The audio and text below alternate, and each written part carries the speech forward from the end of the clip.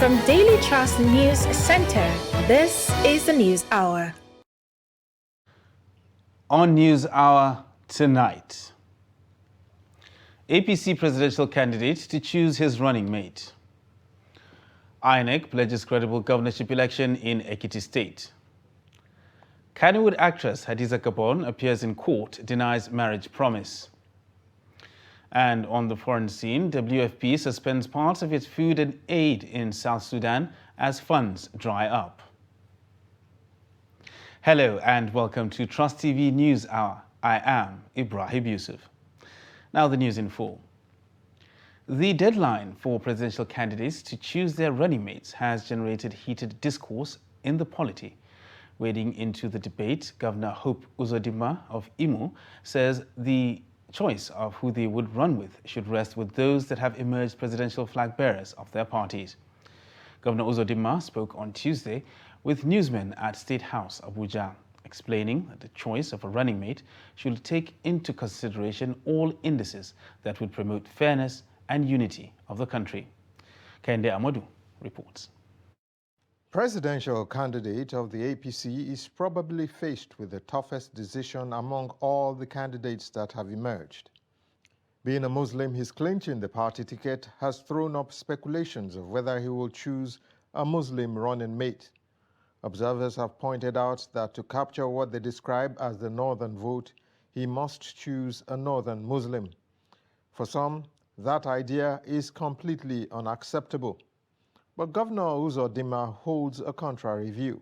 There is nowhere in the Constitution of the Federal Republic of Nigeria where religion is a factor or a characteristic as to who becomes the president or who becomes the running mate. But we are looking for a united Nigeria where governance will be the issue, where a president will be adjudged by his capacity to deliver. And contrary to some speculations, he is quick to clarify that the people of the Southeast are looking beyond the disappointment of not producing the presidential candidate in the two biggest political parties. Rather, he says they are looking to get the buy-in of other regions to their cause, as no geopolitical zone can produce a president without the participation of other political zones. We expected that now the power came back to the south, it will go to the southeast. But you see, it's not a decision that the geopolitical zone alone will do. No geopolitical zone can become a president without the participation of other geopolitical zones. So when you don't get the cooperation, you begin to find out why, and you work towards getting the cooperation next time. The governor also outlines the factors that should be taken into consideration while choosing a running mate. In that ballot paper, there is no room for delegates to vote for who will be a running mate. So that explains why it is not a decision for the public, for the people. It is a decision for the candidate. So the decision of who becomes your running mate, if I were the candidate, what will inform it is what will I do as an action that will enable me to get the kind of votes I'm looking for. Because the ultimate goal is to win the election. With a deadline for the submission of names of presidential candidates and their running mates some days away, the main political parties are already in some last-minute consultations over the choice of their vice presidential candidates. Those names must be submitted to the Independent National Electoral Commission by Friday. From State House, Abuja, Kende Amodu, Trust TV News. President of the Senate, Ahmed Lawan, has called on lawmakers to stay committed to the political system of their respective parties, not minding the outcome of the just concluded primaries. The Senate President made the call on Tuesday in an address to welcome members of the upper chamber back from the break. The report.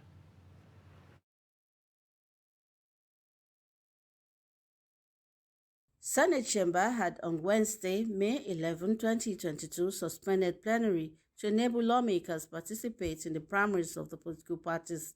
Resuming duty as Senate President, Ahmed Lawan urged his colleagues to remain committed to nation building, not minding the outcome of the results in the just concluded presidential election primaries of the ruling All Progressives Congress (APC), during which he lost his bid for the number one seat in the country. In his welcome address, Lawal stressed the need to prioritize the nation's security challenges as well as undertake further amendments of the Electoral Act. According to him, the electoral process in the just concluded primaries have thrown up issues that must be critically looked at by the National Assembly. We have participated in the party primaries at various levels. We have recorded different results from those activities. But as politicians, it is never over until it is over. In a form of self-appraisal, the Senate President commended the Ninth Assembly for having done well in the last 3 years towards improving the quality of governance in the country. On the 4th year of our tenure, having clocked 3 years on Sunday, I wish all of us a very successful final year. This country can do better. And this National Assembly has done quite well to make governance better in this tenure. And still talking politics, the Independent National Electoral Commission, INEC, says it is ready to conduct a credible governorship election in Ekiti State. Speaking on Tuesday, Chairman of INEC's Information and Voter Education Committee, Festus Okoye, said the Commission will deploy the bimodal voter accreditation system for the June 18th election. Okoye said INEC Chairman Professor Mahmoud Yakubu was already in the southwestern state. He said stakeholders will sign the peace accord on Wednesday. Meanwhile, the National Peace Committee has appealed to residents of Ekiti to choose peace over violence in the coming governorship election in the state. Chairman of the committee and former head of state, General Abdulsalami Abubakar, made the appeal in a statement barely a week to the election day. He urged the people to come out without fear, but with hope to exercise their franchise and vote to deepen democratic process in the state. He urged everyone taking part in the election to follow due process, conduct themselves with civility and patriotism, and ensure they do not take the laws into their hands, no matter the grievances they may hold against individuals and other stakeholders in the polls. The Speaker of the House of Representatives, Femi Gbajabiamila, has expressed displeasure over the outcome of some of the primaries that were conducted across the nation. He said this on Tuesday at the resumption of plenary. The report. Gbajabiamila, who said the outcome of the process shows complete disregard for the nation's democratic process, promised that the legislative arm will continue to fight for strengthening of democracy in the country. He called on members to set aside their feelings and concentrate on the various responsibilities each lawmaker has towards their constituents. Honourable colleagues, it is rather unfortunate that the process went the way it went. I make bold to say here that the legislature has once again suffered losses. The loss really is not for members who lost. It's a loss to democracy, to the institution, and to the country. If it means anything, I know and I am aware that many of our members did not lose their primaries because they were rejected by their constituents. No, far from it. Many of our members lost because of the process which we foresaw in the House of Representatives.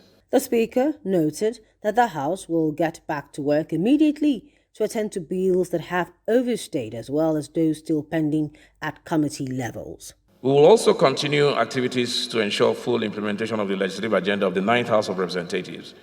This includes consideration and passage of relevant legislation and other stakeholders' engagement and outreach efforts. Several legislative agenda bills have been in committee for longer than they should. Next week, I will invoke Order 18.3G to commit those bills to the Committee of the Whole or any other relevant committee of the House, unless provided with a compelling reason to do otherwise. We have a limited time left to live up to our commitments in our legislative agenda, and we must make the time count.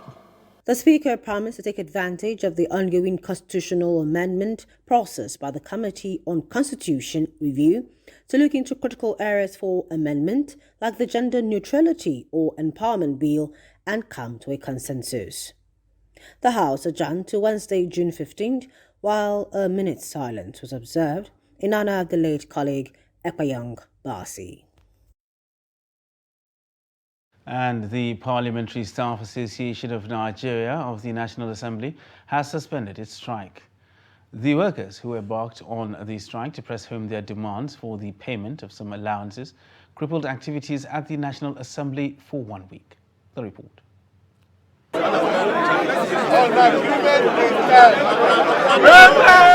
Addressing the workers at the entrance of the National Assembly on Tuesday, the Plenary Staff Association of Nigeria spokesman Mohammed Usman said they agreed to suspend the strike following some agreement reached with the leadership of the Senate.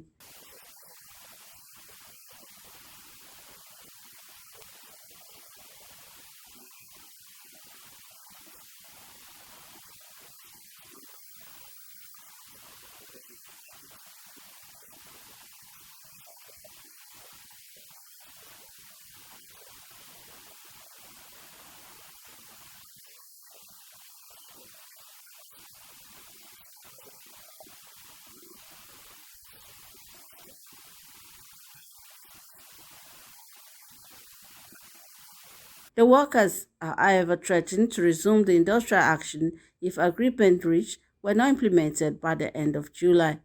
Recall that the parliamentary staff had embarked on peaceful protests for weeks now over non-payment of salaries and wages by the National Assembly management. Now to matters of security, where Katsina City came under an attack of terrorists early on Tuesday morning, in the course of which 8 people comprising women and children were abducted. About 10 terrorists, heavily armed with dangerous weapons, attacked residents of Shola Quarters, few meters away from the Federal Medical Center in Katsina Metropolis. Abdullahi Amadi completes the report. The terrorists arrived Shola Quarters around 1 a.m. and started breaking into several houses, bringing out their victims. Besides AK-47 rifles, the terrorists were also armed with diggers, shovels, and hammers, with which they broke down doors and windows. In this particular house, the terrorists fired several gunshots before gaining entry, after which they abducted a housewife and her child. The terrorists broke into my brother's house and abducted his wife and a child. We have a pathetic situation here, and it is indeed very unfortunate that everywhere is not safe. This woman informed Trust Television that the terrorists, who were masked, accessed the kidnapped woman's residence through her house. I saw them with my naked eye, climbing the walls of my house, through which they gained access into Lukman's house. I couldn't believe what I saw. They threatened to beat me up if I shout or raise any alarm. This is the second time residents of Shola Quarters will be experiencing this bitter experience. They want the authorities to beef up security in their area, and they are living in fears and cannot predict when the terrorists will strike again. I narrowly escaped being kidnapped because They attempted going with me, but I fell down and one of them hit me with a gun and asked the rest of the terrorists to leave me alone, thinking that I was dying. This is really a worrisome situation.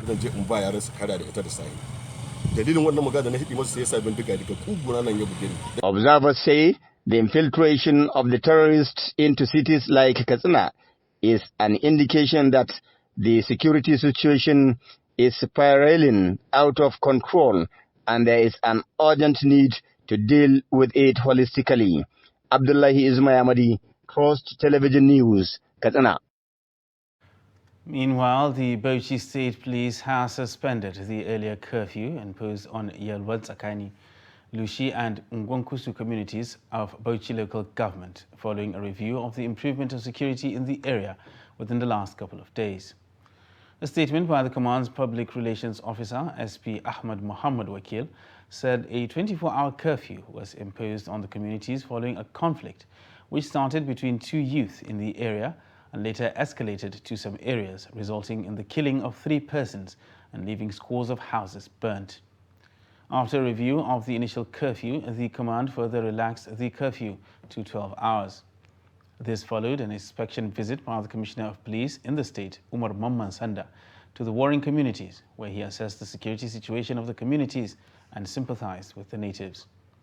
While directing a thorough investigation into the matter to bring the perpetrators to book, the CP appealed to community, religious and youth leaders in the area to report any suspicious activities to the nearest police station to forestall reoccurrence of such an incident. And the Commissioner of Police in Enugu State, Lawal Abubakar, on Tuesday ordered police operatives to fully enforce the dusk to dawn curfew placed on 2 local government areas in the state. The Commissioner gave the order while on a security confidence-building tour of Igbo Eze North and South local government areas. This is contained in a statement issued on the Commissioner's behalf by the Police Public Relations Officer, DSP Daniel Ndukwe, after the tour in Enugu.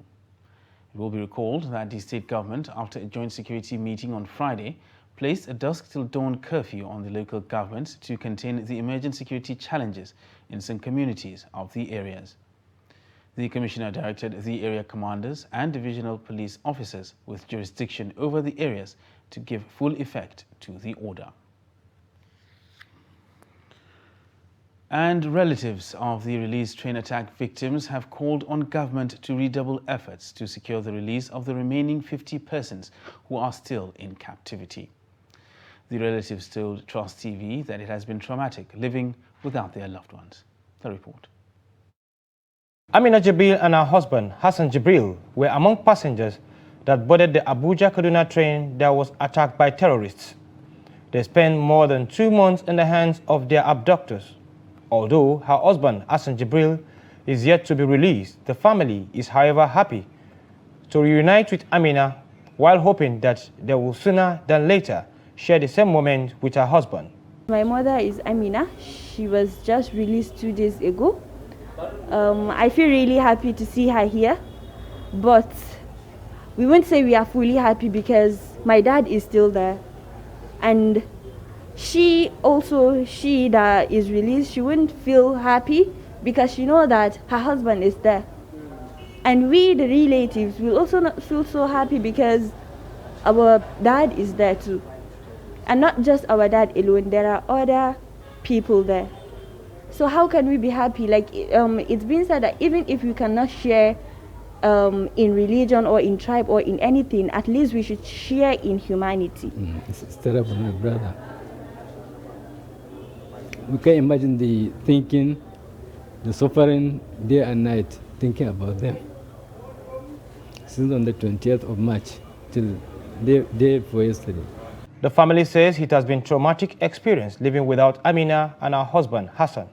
Sani Lawal, who is an elder brother to Hassan, called on government to facilitate the release of the remaining 50 people still in captivity. Out of 61, now we've got 11. So we are not even having a quota of the victims. So we still need government to redouble effort to make the whole 50 remaining victims to as quickly as possible in the next couple of days to reunite with us. The release of 11 victims left many families whose relatives are still with the abductors devastated as they continue to hope against hope that they will one day reunite with them. And a Kano State High Court has adjourned judgment till July 28th in the trial of Tanko Abdul Malik and 2 others accused of killing late Hanifa Abubakar. Prosecution and defense teams adopted their written addresses before the court on Tuesday. Prosecution's Lamido Soren Inki asked the court to sentence the defendants Tanko Abdul Malik and his co-accused to death. Trial Judge Justice Usman Abba adjourned the matter for judgment. We have today adopted our final written addresses in respect of this case, and I have made an application before this honorable court that under Order 31 Rule 4 that the court should allow me to make a comment, a certain adumbration on the charge level against the second defendant, who is Isiaku Hashimu, in respect of the charge on him. And the court allows me, and I drew the attention of the court that the charge with charge against him under Section 277 is similar to that of under 274 paragraph V, which was alleged, which was leveled against first defendant, that is Abdul Malik Tanko, and they carry the same punishment, that is death penalty. And therefore we urge the courts to pass death sentence on all the defendants, the Abdul Malik Tanko and Isiaku Hashimu, as well as Fatima Jibril, because the punishment of those sections under which they were all charged carry the same punishment of death penalty. That is what we urge this honorable court, and the court has adjourned the matter to the 28th of July 2022. You're watching Trust TV News Hour. Still to come on the news, Nigeria set to host the world. Details of this and more after the break. Do stay with us. To every politician, as the campaigns gain momentum and passions begin to rise, remember, the errors of your opponents do not make you a success. Do not run down your opponent and inflame passions to violence between and among your supporters. What counts is what you plan to do for the electorate and how you intend to relieve their sufferings and bring succor. Nigeria is in dire need of patriotic leaders at all levels, leaders who will make national development their priority. Concentrate on telling the electorate what you intend to do when you get into office. Focus on making your vision clear to the electorate. Don't engage in verbal abuses, fake news or speeches. Keep dealing with issues that will bring progress. You win the hearts and minds of the people by being above board, by being civil, patriotic, and showing empathy. Let's join hands to make the 2023 elections peaceful. A message from the National Orientation Agency.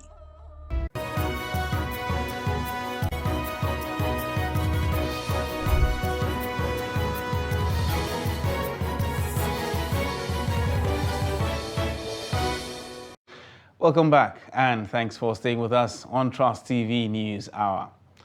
Now another look at our top stories. APC presidential candidate to choose his running mate. And INEC pledges credible governorship election in Ekiti State. And moving on to other stories now, a federal high court, Abuja, on Tuesday convicted and sentenced Chibuna Umebe and Emeka Ezenwani linked to suit filed by the National Drug Law Enforcement Agency, NDLEA, against suspended DCP Abakari over alleged drug deal to 2 years imprisonment. Delivering judgment, Justice Emeka Nwite held that having admitted to committing the offense preferred against them by the NDLEA, Umebe and Ezenwani are convicted accordingly. Justice Nwite sentenced them to 2 years imprisonment in each of counts 5, 6, and 7. Umebe and Ezenwani are the 2 alleged drug traffickers arrested at the Akanu Ibiam International Airport in Enugu by the Inspector General of Police Intelligence Response Team led by Kyari based on their suspicious trafficking in hard drugs. They were arraigned alongside Kyari, who is the first defendant, and other 4 accused police officers, including ACP Sunday J. Ubia, ASP Bawa James, Inspector Simon Agiriba, and Inspector John Nuhu as 2nd to 5th defendants on March 7th. Consequently, Nwite fixed July 18th, July 19th, and July 20th for trial of Kyari and the remaining defendants and for hearing of their fresh application for bail.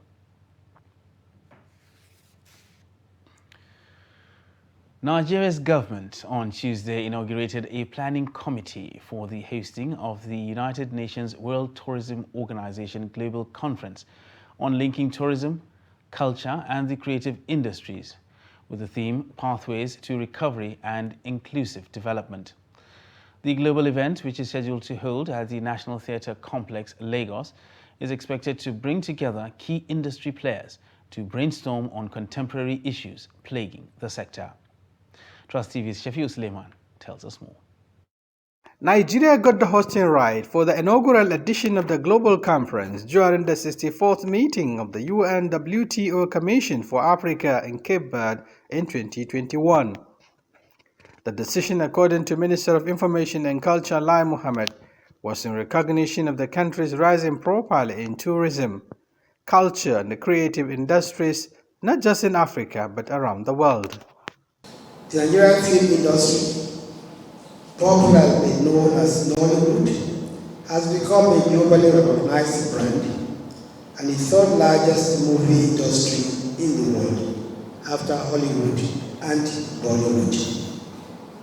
Our music industry, just like its movie counterpart, has also taken the world by storm, while our fashion industry is so huge that it is bigger than the movie and the music industries combined. Inaugurating the 24-member Conference Planning Committee, the minister says it will be assisted by 7 other committees to deliver a world-class event, as he enumerates some of the benefits derivable from the gathering. Showcase Nigeria's tourism, culture and creative assets, project Nigeria's image as a safe and desirable destination for leisure and business, consolidate on our relationship with the WTO and its member states, highlight the restart of travel and tourism in a safe and seamless manner after the unprecedented impact of the COVID-19 pandemic. He says prior to the COVID-19 pandemic, the tourism and the creative industries were fast-growing sectors with a value of over $1.47 trillion and $2.25 trillion respectively, but were greatly affected by the unprecedented COVID-19 pandemic. Mohammed said the global conference will serve as a catalyst to recover the losses. The committee, chaired by the minister, has amongst others Permanent Secretary, Ministry of Information and Culture, representatives of the Central Bank of Nigeria, the Bankers Committee. Shafiu Suleiman, Trust TV News, Abuja. Now, Special Advisor to Kano State Governor on Indigenous Artists, Jadda Garko, has debunked rumors making the rounds that Kannywood political singers are divided along party lines. Addressing a news conference over the weekend, Jadda told reporters that the Kannywood political singers vowed not to make the mistake they made during the 2019 general elections. Garko, who is also chairman of the Bola Ahmed Tinubu Singers, says 2023 will not be business as usual. An sha mu mun warke ne a gwamnatin da take yanzu take niyyar yin bankwana da mutane. Let me tell you that we vowed not to make the mistake we've made before, because we had devoted our time to ensuring the success of Muhammadu Buhari administration. But if you can do justice to us, you may wish to ask yourself on whether the Buhari government has done justice to us. Yadda ake zuwa yaƙi a ci ganimar yaƙi da wanda ya raka yaƙi, shin idan za ka yi mana adalci an ci wannan ganimar yaƙin da mu? Duk wani qualities da duk wani requirement da ake nema walau a For Bola Ahmed Tinubu, go and find out He has all the qualities and requirements, be it in Islam, Christianity, economic status, you name them. I can tell you that Bola Ahmed Tinubu has more than it takes to be the president of Nigeria, and anyone who feels otherwise should wait until 2023.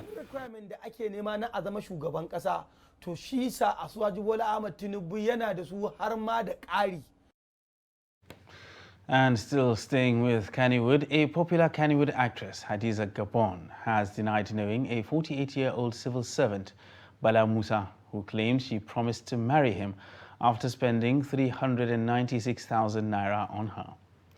The actress appeared before a Sharia court in Magajingari, Kaduna on Tuesday, where she told the court that she does not know the man in question and had no relationship with him whatsoever. The report.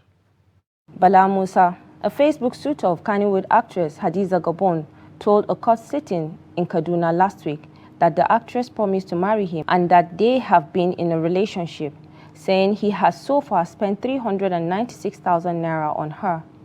Counsel for Hadiza Gabon, Mubarak Sani, denied the allegations leveled against his client. Actually, the matter came up today for mention of the case. At the last adjourned date, as we have been informed in court, that he has mentioned part of the claims, and he actually came back today to mention the case since she is in court today, because she was never aware of the case coming up prior to this date. So she came in and she had these allegations. After hearing the allegations, she actually gave her own response, which of course, according to her, she has never met him. She never knew what happened. He only met her on Facebook or whatever social media account is purported to have owned by her. So we don't know anything about that. We have no business with that. We have heard him, and we would allow the court to decide based on his allegations. That is all. Has she been granted bail? Yes, she has been granted bail. She has been granted bail. Okay. Yes, the court has granted her bail, and we are hoping to fulfill the bail conditions. Counsel for the complaint, Murtala, said the supposed lover, who happened to be his client, met Hadiza Gabon on Facebook, and from there they became friends, and in the process she promised to marry him, and he started spending money on her. My client was that the lady cheated him, and then because they met on Facebook, really, and then from there they became friends, and from there the lady promised to marry him, and he started spending money for her. So she denied knowing him? Yes, she denied knowing him, and then we informed the court that we are going to bring witnesses on that, okay, and the money we sent to him through the account. The judge, Kadi Malam Rilwanu Kewdi, adjourned the case to 28th of June and granted her bail with the condition to provide 2 reliable surety who are residents of the state. Gabon was maneuvered out of the court to avoid being caught by the camera. You're still watching Trust TV News Hour. The news continues after this break. Stay with us.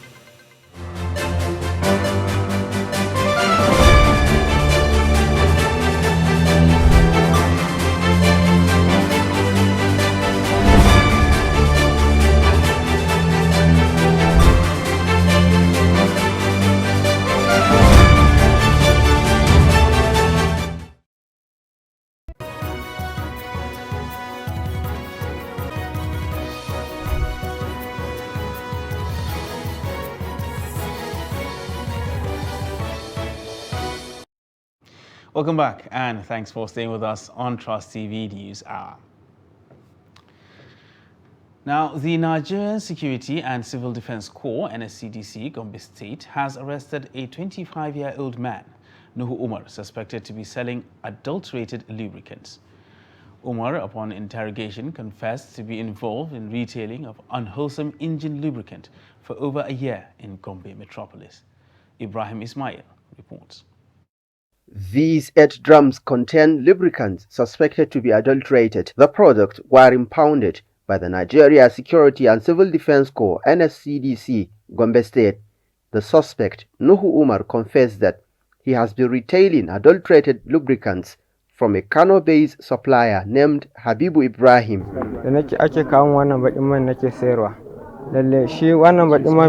I used to sell the lubricant. A jerrycan is 21,000 naira, while the genuine one is 25,000 naira. That is why we sell it. I know it is adulterated, but I sell it because it is cheap. I regretted my actions. It won't happen again.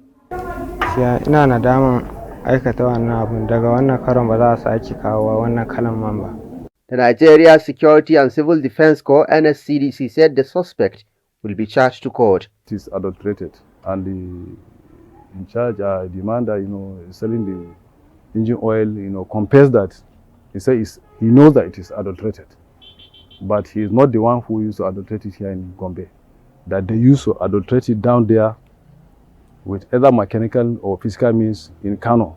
Meanwhile, the engine lubricant dealers, Gombe State Chapter, has vowed to institute action against the suspected lubricant fraudster. We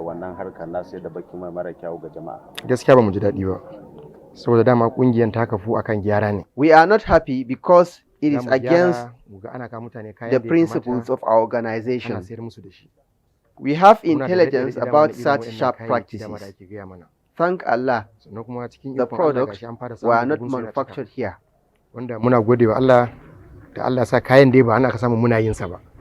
It is not unusual to have adulterated engine lubricants in circulation across Nigeria. This is considering the fact that in the first quarter of 2022, the Nigeria National Petroleum Company Limited, NNPC, said millions of liters of adulterated petrol were imported to the country, a situation that caused nationwide fuel scarcity.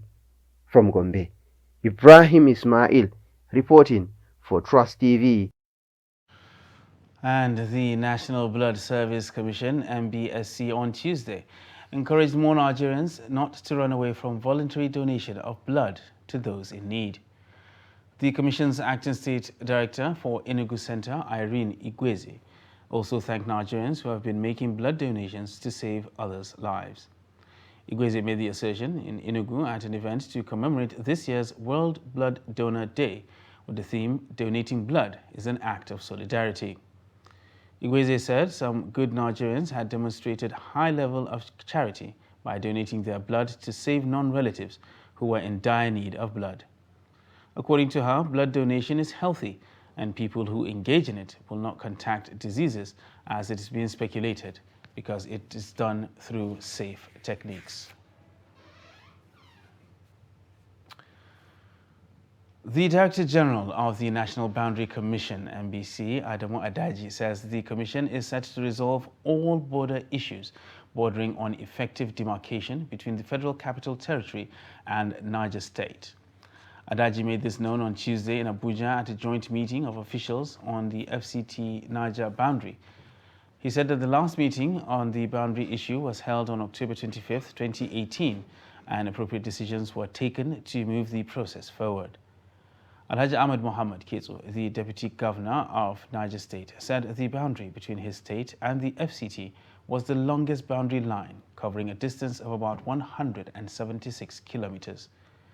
Meanwhile, Olushade Adeshola, the Permanent Secretary, FCT Administration, said the meeting was to underscore the efforts to properly demarcate the boundary between the FCT and Niger State to avoid ambiguity.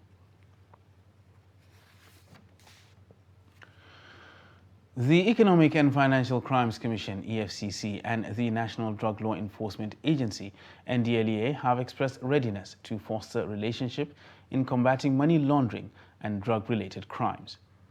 This was revealed during a courtesy visit by the Kwara commander of the NDLEA, Ibrahim Saidu, to the Ilorin Zonal Command of the EFCC on Tuesday in Ilorin. Saidu explained that the purpose of the visit was to strengthen ties with the EFCC in order to help the two agencies deliver on their mandates.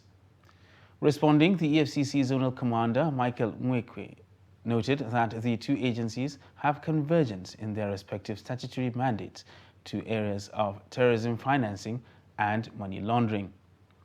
Nzekwe identified drug peddling as the main source of terrorism financing, which is among the core areas of focus for the EFCC.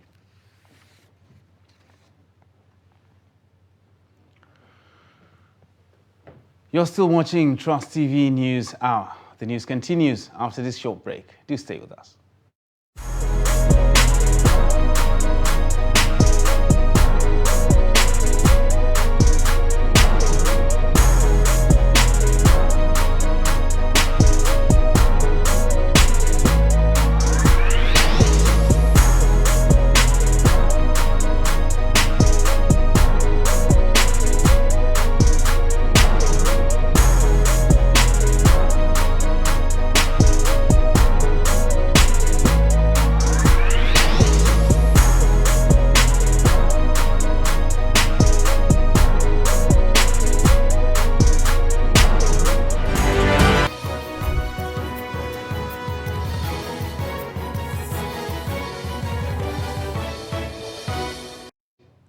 Welcome back. You're still watching Trust TV News Hour. The Standards Organization of Nigeria, SON, has called on stakeholders in the aluminium roofing sheet sector to adhere strictly to standards quality parameters during production. The Director General of SON, Malam Farouk Salim, made the call in Owerri during a sensitization program organized for stakeholders in the sector. The program was entitled Effective Implementation of Aluminium Roofing Sheet Cladding. Salim, represented by the Director, Southeast Operation of SON, Mr. Friend Akingbosete, urged the stakeholders to comply with the revised standards NIS 487 and 488 for the aluminium products. He also advised them to show leadership, commitment, analyze factory and market samples, create consumer awareness, and engage in regular trainings and voluntary competition to ensure quality.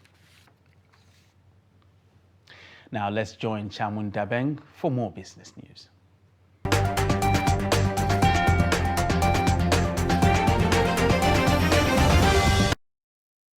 Nigerian Communications Commission (NCC) is preparing to implement a licensing framework for the development of mobile virtual network operators (MVNOs) in Nigeria, paving the way for widespread internet penetration in the country's unserved and underserved areas. NCC's Executive Vice Chairman, Professor Umar Dambata, disclosed this at the Association of Telecommunication Companies of Nigeria (ATCON's) strategic mobilization for the actualization of the national broadband target of 70% in Abuja. Professor Dambata noted that some states' outright refusal to even discuss right-of-way ROW with licensed regional infracos, as well as mobile network operators' failure to sign offtake agreements with licensed infracos, are all factors. Also speaking was the Minister of Communications and Digital Economy, Isa Ali Pantami, who was represented by Malam Abdul Gambo Usman, the Deputy Chairman of the National Broadband Plan Initiative, who stated that the federal government's broadband plan, which aims to achieve 70% broadband penetration by 2025, is based on 4 pillars: infrastructure, policy, demand drivers, and funding. Secretary General of the Organization of Petroleum Exporting Countries, OPEC, Dr. Sanusi Barkindo, has decried the inconsistencies in the world's richest countries' call for higher oil output while simultaneously halting investment in the field. In a keynote talk to the Atlantic Council Global Energy Forum in Washington, D.C., Barkindo emphasized the importance of ensuring that energy is affordable to all people. In addition, as highlighted in UN Sustainable Development Goal 7, Barkindo stated that a transition to a more inclusive, fair, and equitable world in which everyone has access to energy is required. While acknowledging that governments could reduce emissions, he insisted that oil plays an important role in each step of the process. To put energy demand increases in context, he stated that OPEC continues to forecast a 28% increase in global energy consumption by 2045, implying massive investments.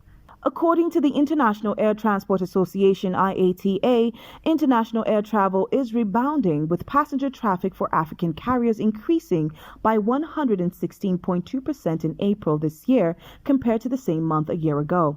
According to the International Air Transport Association, African air carriers posted figures of above 93.3% in March this year. According to data from the global airlines body, April figures increased by 65.7%, with load factor increasing by 15.7 percentage points to 67.3%. Chief Executive Officer of IATA, Willie Walsh, says it is clear the government's failure in managing the epidemic had extended into the recovery. It claimed that recovery trend was fueled by a large increase in worldwide demand, which was up 78.7% from April 2021 and slightly ahead of March 2022's 76% annual gain. That's all for business news. I am Chamun Dabing.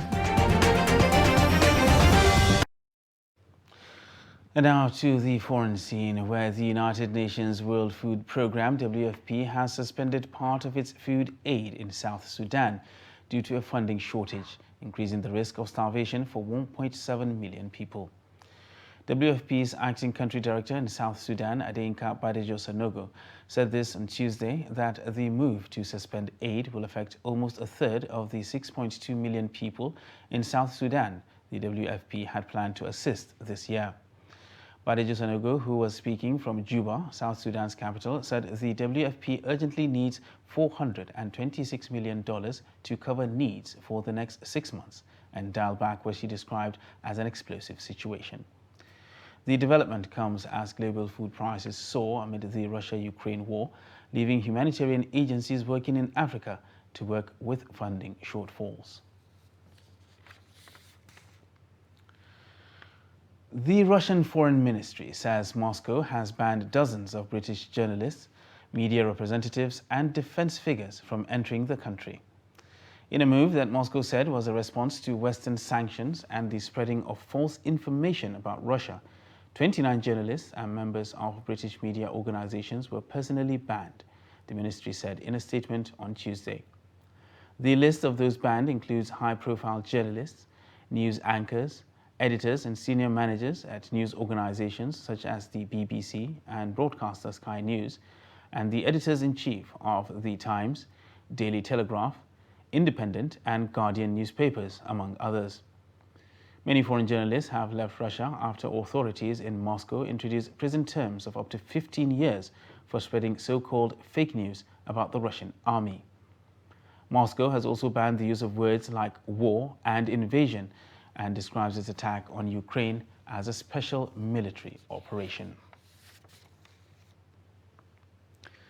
The World Bank has approved a loan of $454.4 million to help South Africa fund COVID-19 vaccine purchases, the bank and the South Africa's National Treasury have said. South Africa has recorded the most coronavirus cases and deaths on the African continent, with more than 3.9 million confirmed cases and more than 101,000 deaths.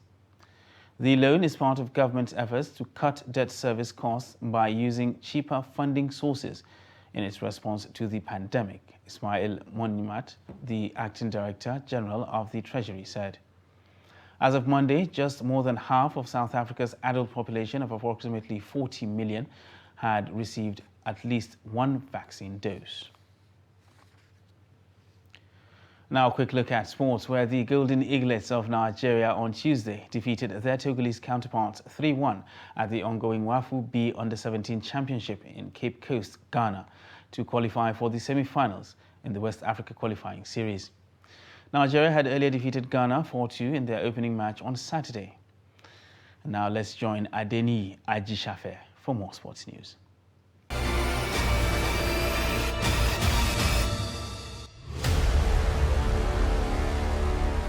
Olympic silver medalist Blessing Obrodudu, World Wrestling Championship silver medalist Odwanyo Adekuroye, and 2017 National Youth Games champion Esther Kolawole will be part of the United World Wrestling Matteo Pellicone Ranking Series, which holds from June 22 to 25th. Nigeria Wrestling Federation Women Head Coach Purity Akol says Obrodudu will be competing in 68 kg category, Adekuroye 57 kg category, and Kolawole 55 kg category will be participating in the Ranking Series holding in Rome, Italy. President Nigerian Wrestling Federation NWF Daniel Igali has provided an open camp for the wrestlers at Olympic Center in Bayelsa State to enable them train ahead of the championship in Rome. And still in sport, University of Lagos Unilag and Lagos State University LASU has been announced as the next host of FASU, All African University Games Bill for 2024. This was disclosed at the just concluded 10th edition of the biannual games, hosted by Kenyatta University, Kenya, where Nigeria was unveiled as the next host of the games at the closing ceremony. Lagos State University and Nnamdi Azikiwe University were Nigerian representatives in Kenya and won 11 medals. Lagos State University won 10 medals to finish 17th on the table, while Nnamdi Azikiwe University UNIZIK got 1 bronze medal to finish bottom of the table. Nigeria ranked 8 out of 12 countries that participated in the 10th edition. Nigeria is yet to win the competition since its inception in 1974 in Ghana. Organizer says over 5,000 athletes are expected to participate in the next edition. The All-African University Games FASU Games brings together African star universities, athletes to compete for titles. That's Sport News. I am Adeni Ajishafe.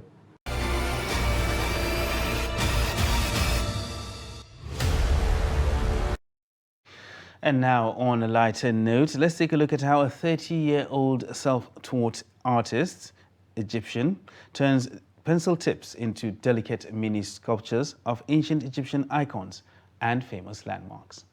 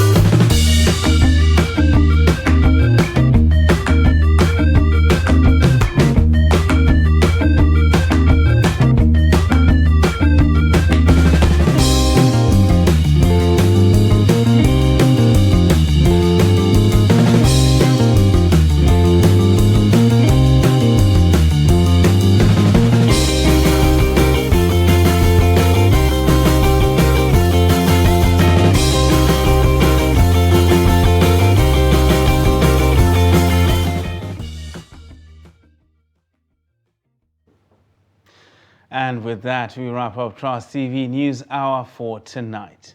For more news, you can subscribe and follow us across all our social media platforms. I am Ibrahim Yusuf. Have a good evening.